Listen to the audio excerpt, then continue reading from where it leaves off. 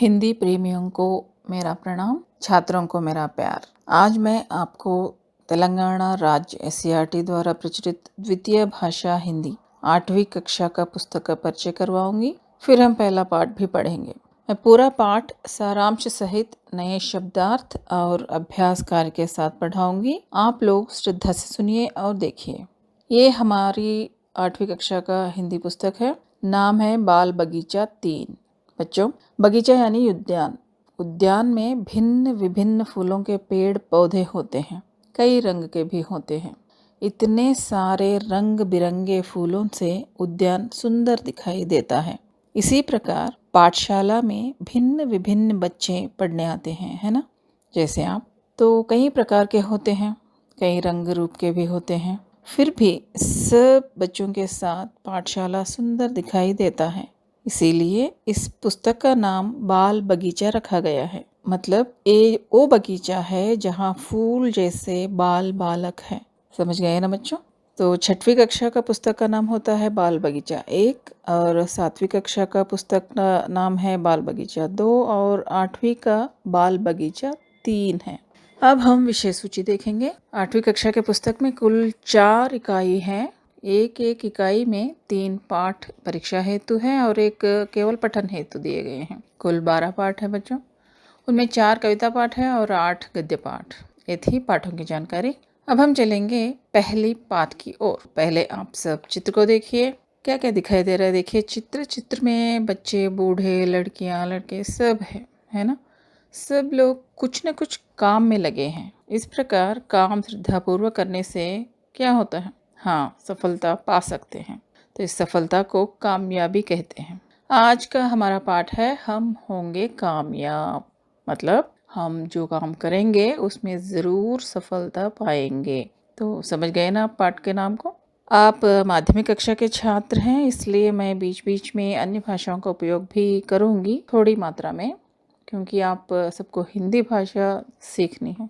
तो इस पाठ का पहले मैं कवि परिचय बताती हूँ। इस कविता या गीत के कवि के बारे में जानकारी ले लेंगे। हम होंगे कामयाब के मूल कवि चार्ल्स अल्बर्ट टिंडली हैं। वे अमेरिका के प्रख्यात संगीतकार थे। उन्होंने स्वाध्याय किया था घर पर ही। उनका जन्म 7 जुलाई 1851 में बर्लिन में हुआ था। वे बाद में मंत्री भी बने थे। उन्होंने कई उत्तेज भरे गीतों की रचना एवं संगीत भी किए हैं।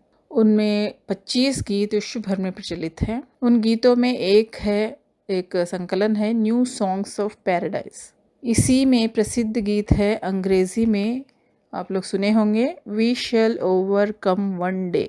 उनके गीत विश्व भर में प्रख्यात होने के कारण अन्य भाषाओं में भी अनुवाद किए गए।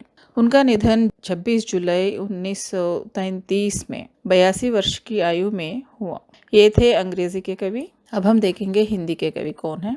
वी शैल ओवरकम गीत का अनुवाद हिंदी में गिरिजा कुमार माथुर जी ने किया। माथुर जी के पिता देवी चरण माथुर स्कूल के अध्यापक थे और माता लक्ष्मी देवी थी। इनका जन्म 22 अगस्त 1919 में मध्य प्रदेश में हुआ। उनकी शिक्षा ग्वालियर, लखनऊ में हुआ था। वे वकालत भी पास हुए थे। उनकी पत्नी शकुंत माथुर भी कवयित्री थी। माथुर जी रेडियो में अनेक पदों पर रहते हुए विविध भारती की संकल्पना की थी। वे दूरदर्शन के उप महानिर्देशक पद से सेवानिवृत्त हुए। वे हिंदी साहित्य के कई विधाओं में रचनाएं भी किए। कुछ उनमें प्रमुख है, मैं वक्त के हूँ सामने। इस कविता संग्रह के लिए साहित्य अकादमी पुरस्कार और 1993 में व्यास सम्मान भी प्रदान किए गए। और भी कई रचनाएं हैं, जैसे मंजीर, नाश और निर्माण, मुझे और अभी कहना है आदि। इनकी विशेषता है ये माथुर जी तार सप्तक के 7 कवियों में एक थे। इनका निधन 10 जनवरी 1994 में 75 वर्ष की आयु में नई दिल्ली में हुआ। ये थी कवियों की जानकारी। अब मैं गिरिजा कुमार माथुर जी की संक्षिप्त कवि परिचय देती हूँ आपको। सुनिए श्रद्धा से। कवि का नाम है गिरिजा कुमार माथुर। जन्म 22 अगस्त 1919 मध्य प्रदेश में। रचनाएं मैं वक्त के हूँ सामने। पुरस्कार साहित्य अकादमी और व्यास सम्मान। निधन 10 जनवरी 1994। ये थी कवियों की पूर्ण और संक्षिप्त जानकारी। अब मैं गीत गाती हूँ, आप भी मेरे साथ गाइए। गीत में नया शब्द आया तो उनको रेखांकित करते जाइए, मैं आपको इसका अर्थ बाद में समझाऊंगी, ठीक है। होंगे कामयाब, होंगे कामयाब, हम होंगे कामयाब एक दिन। हो मन में है विश्वास, पूरा है विश्वास, हम होंगे कामयाब एक दिन। होंगे कामयाब, होंगे कामयाब, हम होंगे कामयाब एक दिन। हो मन में है विश्वास, पूरा है विश्वास, हम होंगे कामयाब एक दिन। होगी शांति चारों ओर, होगी शांति चारों ओर, होगी शांति चारों ओर एक दिन। हो मन में है विश्वास, पूरा है विश्वास, होगी शांति चारों ओर एक दिन। हो मन में है विश्वास, पूरा है विश्वास, होगी शांति चारों ओर एक दिन। हम चलेंगे साथ साथ, हम चलेंगे साथ साथ, डाल हाथों में हाथ, हम चलेंगे साथ साथ, डाली हाथों में, हम चलेंगे साथ साथ एक दिन। हो मन में है विश्वास, पूरा है विश्वास, हम चलेंगे साथ साथ एक दिन। हो मन में है विश्वास, पूरा है विश्वास, हम चलेंगे साथ साथ एक दिन। नहीं डर किसी का आज, नहीं डर किसी का आज, नहीं डर किसी का आज एक दिन। हो मन में है विश्वास, पूरा है विश्वास, नहीं डर किसी का आज एक दिन।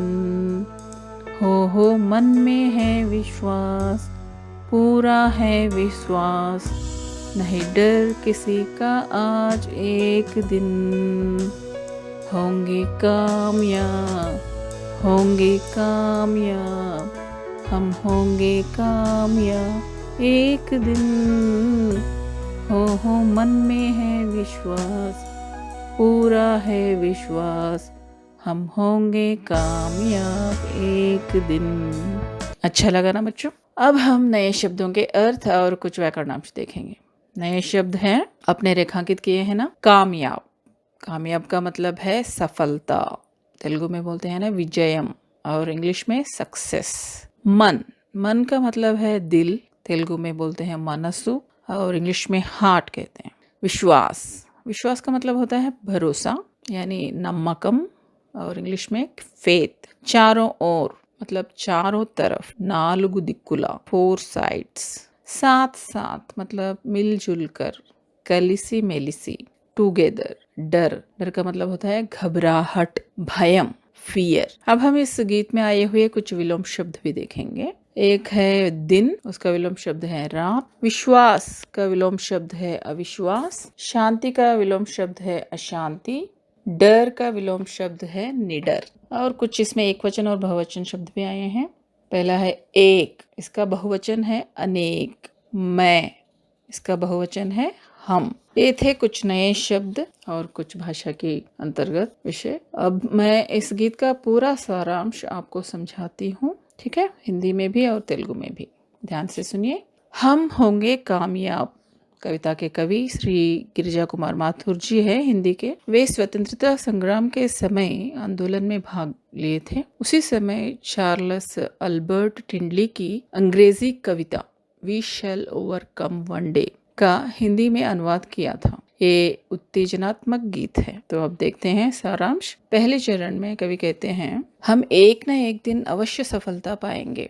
ऐसा हमारे मन में पूरा विश्वास है। इसका मतलब है कोई भी दृढ़ विश्वास के साथ अपना पूरा मन लगाकर श्रद्धा भक्ति से काम करते हैं तो जरूर कामयाब हो जाते हैं। दूसरा चरण का देखें। उस समय देश में अशांति फैली हुई थी, इसलिए कवि आशा के साथ कह रहे हैं कि हमारी चारों तरफ देश में भी और पूरी दुनिया में एक दिन जरूर शांतिपूर्वक वातावरण होगा, ऐसा हमारे मन में पूरा विश्वास है। हम देखते हैं ना, कहीं भी अगर कोई चीखते चिल्लाते हैं या झगड़ा करते हैं तो शोर मचा रहता है, इससे अशांति बनती है। इसलिए चाहिए हमेशा सब लोग शांतिपूर्वक रहें। अब तीसरे चरण में देखें। सब लोग मिलजुल कर, हाथों में हाथ डालकर, साथ रहने से, साथ काम करने से, साथ साथ चलने से हर काम सफल बनता है। इसलिए हम सब साथ साथ ज़रूर एक दिन चलेंगे, ऐसा हमारे मन में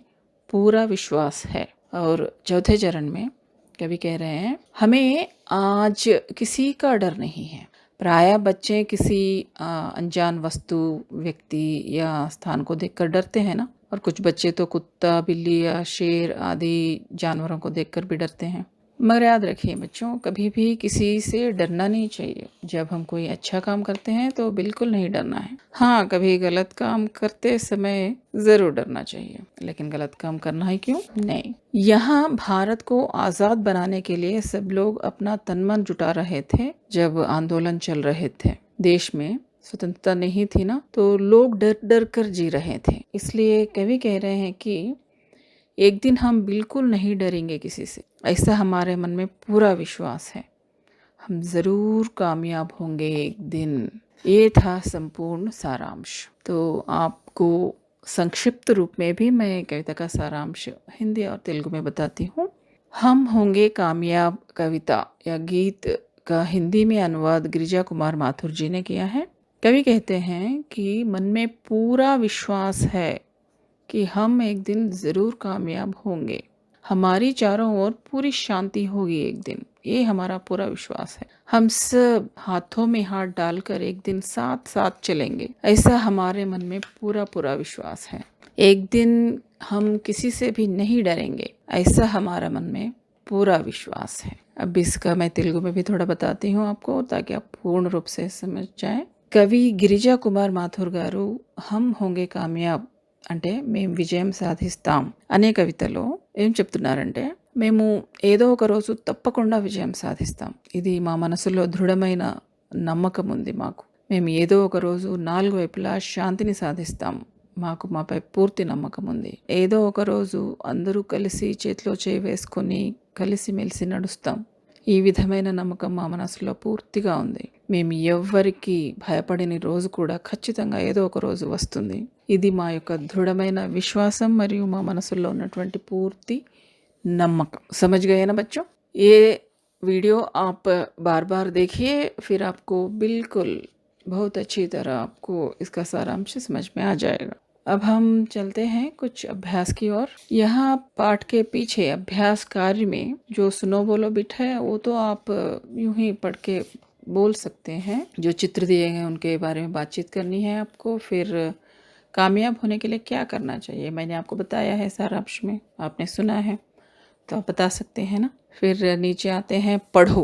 पढ़ो में यहाँ 2 पंक्तियाँ दिए गए हैं अ बिट में। इसमें ये वाक्य के रूप में दिए गए हैं। ये वाक्य में जो अर्थ है उससे संबंधित गीत में भी ऐसे पंक्तियाँ हैं। आपको बस उन्हें ढूंढना है या पहचानना है, फिर उनको वहाँ रेखांकित करना है। ठीक है, आप ज़रूर करेंगे क्योंकि आपने पूरा सारांश समझ लिया है। फिर नीचे देखिए अ बिट में कुछ 3 वाक्य दिए गए हैं। रेखांकित शब्द जो दिए हैं वहाँ, उनसे आपको नए वाक्य बनाना है। ठीक है, मैंने इनका अर्थ तो बता दिया है ना आपको, इसलिए आप स्वयं सोचकर छोटे छोटे वाक्य बनाने का प्रयास कीजिए। ठीक है, फिर नीचे चलते हैं लिखो। लिखो बिट में भी 2 प्रश्न हैं, छोटे से प्रश्न हैं, जिसका उत्तर मैंने सारांश के अंतर्गत दिया है। आप एक बार फिर से सुनिए सारांश, बिल्कुल आप समझ जाएंगे क्या है इसके उत्तर। ठीक है, फिर यहाँ कविता का सारांश, वो तो मैंने आपको विस्तार और संक्षिप्त दोनों रूपों में बताया है। आप इसमें से आप कम से कम 8 पंक्तियों में लिखने का प्रयास करना है आपको, ठीक है? आप ज़रूर कर पाएँगे। अब शब्द भंडार देखते हैं। शब्द भंडार में 3 शब्द दिए गए हैं, वो ऑलरेडी आप पहले भी आ चुके हैं, उसका मतलब भी आप जानते हैं।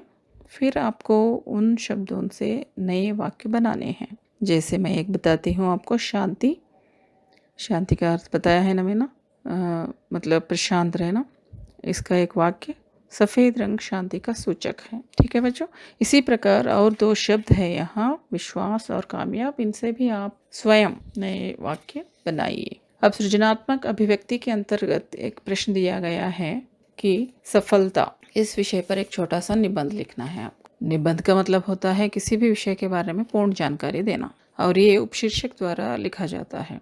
आप अभी अभी लिखना शुरू किए हैं, माध्यमिक कक्षा के हैं आप, इसलिए छोटा सा निबंध लिखने के लिए कहा गया है। यहाँ कुछ शीर्षक उपशीर्षक बताती हूँ मैं। जैसे पहला, परिचय या प्रस्तावना शुरू करना है इस प्रकार। सफलता का मतलब होता है कामयाब होना, तो ऐसा आप इसका अर्थ लिखेंगे। फिर बाद में थोड़ा सा विवरण आप सारांश में खोज सकते हैं जो मैंने बताया है। फिर अंत में निष्कर्ष लिखना है। निष्कर्ष मतलब आप इस सफलता के अंश के बारे में क्या कहना चाहते हैं। मतलब सफलता पाने के लिए श्रद्धा की ज़रूरत होती है, या सब लोग मिलजुल कर काम करने से सफलता मिलती है, ऐसा कुछ लिखना चाहिए, ठीक है? मैं आपको हिंट दे रही हूँ, आपको स्वयं कोशिश करके लिखना है। तो सारांश को बार बार सुनकर इन उपशीर्षकों के द्वारा आप निबंध कम ज़रूर लिख पाएंगे, ठीक है? निबंध के अनुसार कभी कभी उपशीर्षक और भी बढ़ा सकते हैं। चलिए अब प्रशंसा का बिट देखते हैं। प्रशंसा में कोई भी काम करने में सहयोग का क्या महत्व है, ऐसा प्रश्न दिया गया है।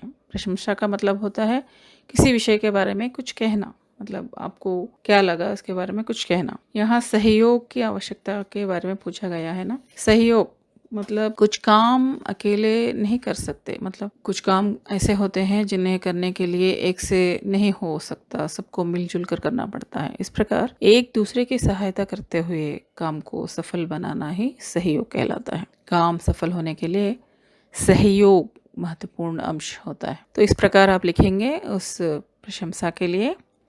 अब नीचे परियोजना कार्य दिया गया है। परियोजना कार्य में आपको किसी कामयाब व्यक्ति की जानकारी इकट्ठा करने के लिए कहा गया है। केवल 5 वाक्य, ये बहुत आसान है। आप किसी भी ऐसे व्यक्ति की जानकारी इकट्ठा कर लीजिए जो अपनी श्रद्धा और परिश्रम से कामयाबी हासिल किए हो। आप आपके आसपास के किसी भी कामयाब व्यक्ति से भी मिलकर ये काम कर सकते हैं आप, ठीक है? अब भाषा के बात देखेंगे। इसके अंतर्गत यहाँ एक वाक्य दिया गया है, हम होंगे कामयाब एक दिन। तो यहाँ हम होंगे कामयाब में हम जो है एक बहुवचन शब्द है, और भी यहाँ कुछ बहुवचन के रूप के शब्द दिए गए हैं, वो है आप, ये और वे। तो यहाँ इन तीनों शब्दों से वाक्य बनाए गए हैं। देखिए आप यहाँ उदाहरण के लिए, हम होंगे कामयाब एक दिन में हम के जगह आप का प्रयोग करके आप होंगे कामयाब एक दिन, और ये का प्रयोग करने से ये होंगे कामयाब एक दिन, और वे का प्रयोग करके वे होंगे कामयाब एक दिन, ऐसा वाक्य बनाया गया है। आपको नीचे और एक वाक्य दिया गया है, हम चलेंगे साथ साथ एक दिन। अब आप समझ गए होंगे आपको क्या करना है। हाँ बिल्कुल ठीक, हम की जगह आपको आप, ये और वे शब्दों का प्रयोग करते हुए वाक्यों को पुनः लिखना है। जैसे मैं एक उदाहरण बताती हूँ, हम चलेंगे साथ साथ एक दिन। इसके जगह हम के जगह में मैं ये रख के बताती हूँ आपको, ये चलेंगे साथ साथ एक दिन, ठीक है? आया समझ में? और आप और वे रखकर आप भी नए वाक्यों का निर्माण कीजिए। ये था आज का कविता पाठ, हम होंगे कामयाब। अच्छा है ना बच्चों? गीत भी बहुत अच्छा है और इसको अच्छी तरह गा सकते हैं। तो आपको हमने इस पाठ को अच्छी तरह हिंदी और तेलुगु में भी समझाया है। आशा करती हूँ आप अच्छी तरह समझ गए हैं। वीडियो को बार बार देखिए, कोई संदेह हो तो कमेंट में पूछ लीजिए। गीत को स्वरबद्ध गाने का प्रयास कीजिए। पाठशाला में कोई ना कोई कार्यक्रम होते रहते हैं ना, इस गीत को आप अच्छी तरह गा सकते हैं और सबकी सराहना भी पा सकते हैं। ठीक है बच्चों, अगले वीडियो में और एक पाठ के साथ आपसे मैं फिर मिलूंगी। समय का सदुपयोग कीजिए, अभ्यास कार्य करते रहिए, माता पिता और अन्य के साथ भी प्रेम पूर्वक रहिए। अब मैं विदा लेती हूँ। शारदा। धन्यवाद।